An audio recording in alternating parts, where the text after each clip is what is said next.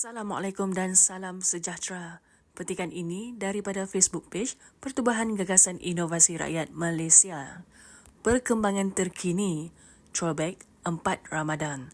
Untuk makluman kepada penjarum seluruh Malaysia, saya dah sampaikan nota sokongan kepada YB yang membawa isu KWSP agihan dividen secara bersasar untuk pertimbangan dan dibawa ke Dewan. Akaun fleksibel atau akaun 3, fleksibel diwujudkan untuk 16 juta penjarum dan 8 juta penjarum yang aktif menjarum boleh akses pengeluaran bila-bila masa. Dividen bersasar untuk golongan terdesak. Pengagihan dividen menyasarkan penjarum yang benar-benar memerlukan untuk kelangsungan hidup sementara.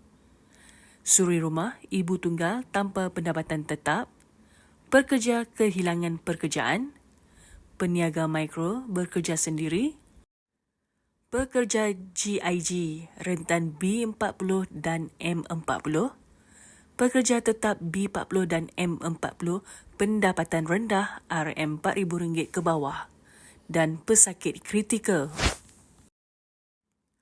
Tujuan imbangi keperluan semasa penjarum dengan kelestarian simpanan persaraan.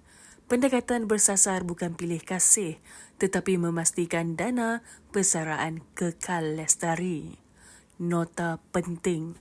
Maklumat ini adalah bahan sokongan untuk pertimbangan YB, pihak berkuasa dan bukan keputusan muktamad kerajaan. Semoga informasi ini memberi manfaat kepada mereka yang memerlukan. Semoga dipermudahkan segala urusan kita semua. Sekian, terima kasih.